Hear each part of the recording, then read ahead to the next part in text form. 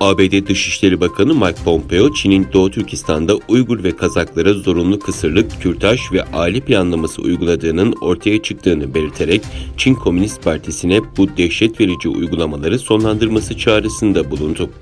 Pompeo yaptığı yazılı açıklamada, "Dünya bugün Çin Komünist Partisi'nin Sincan bölgesindeki baskı kampanyasının bir parçası olarak Uygurlara ve diğer azınlıklara karşı zorunlu kısırlaştırma, zorunlu kürtaj ve zorla aile planlama uyguladığına dair rahatsız edici haberler aldı" ifadesini kullandı.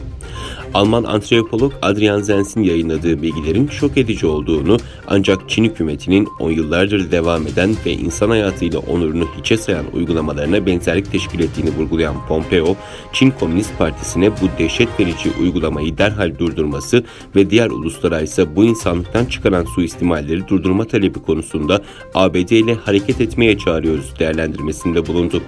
Zenz'in 32 sayfalık raporu cumartesi günü ortaya çıkmış, Çin'in Uygur ve Kazak Türklerine çeşitli doğum kontrol yöntemleri uyguladığını ve buna uymayanları eğitim kampı adı altındaki toplama kamplarına göndermekle tehdit ettiğini ortaya koymuştu.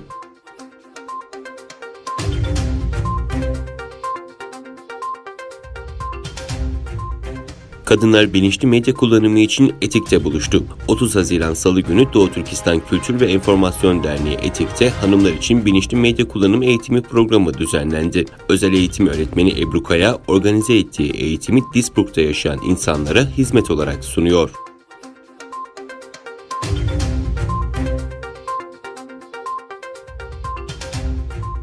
Çin hükümeti, Hong Kong'da uygulanması planlanan ve merkezi hükümeti yıkmaya teşebbüs eden eylemleri yasaklayan Ulusal Güvenlik Yasası'nı onayladı. Uluslararası basında yer alan haberlere göre Çin'in en üst düzey yasama organı Ulusal Halk Kongresi'nde yapılan oylamada Ulusal Güvenlik Yasası oy birliğiyle kabul edildi.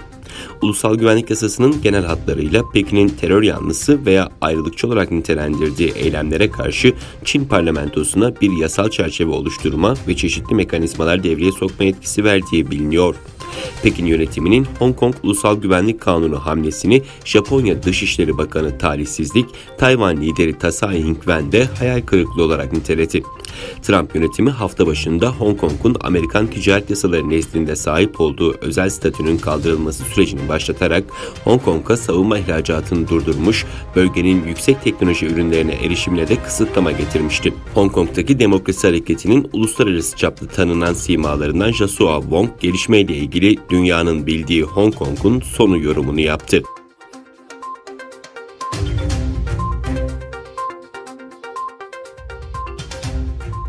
Washington'la Ankara arasında yaşanan S-400 hava savunma sistemi krizini aşmak için Cumhuriyetçi Senatör, Türkiye'nin elindeki S-400'leri biz alalım önerisinde bulundu. Cumhuriyetçi Senatör John Thune bu teklifini 2021 Ulusal Savunma Yetki Yasası'nda bir değişiklik önergesi sunarak resmileştirdi. Thune, Senato'da sunduğu öneride Türkiye'nin Rusya'dan satın aldığı S-400 savunma füzelerinin ABD tarafından satın alınmasını teklif etti.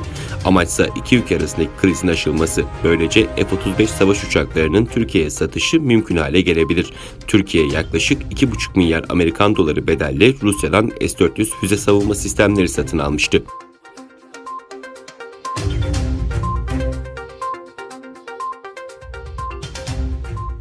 Amerika Birleşik Devletleri Dışişleri Bakanı Mike Pompeo, Birleşmiş Milletler Güvenlik Konseyi'nden İran'a yönelik uluslararası silah ambargosunun uzatılmasını istedi. Çin ve Rusya ise bu çağrıya destek vermedi. Pompeo, Birleşmiş Milletler'in ambargoyu yenilememesi halinde İran'ın Orta Doğu'daki vekalet savaşları ve ortakları Hamas, Hizbullah ve Husiler için yeni gelişmiş teknolojiler ve silahlar satın alabileceği, Orta Doğu'nun ekonomik istikrarını tehdit edecek Demokles'in kılıcını elinde tutacağı uyarısında bulundu. Amerikan Bakan, İran'ı dünyanın en iğrenç terörist rejimi olarak niteledi. Rusya ve Çin, ABD'nin İran'a yönelik uluslararası silah ambargosunun uzatılması talebine destek vermeyeceklerini açıkladı.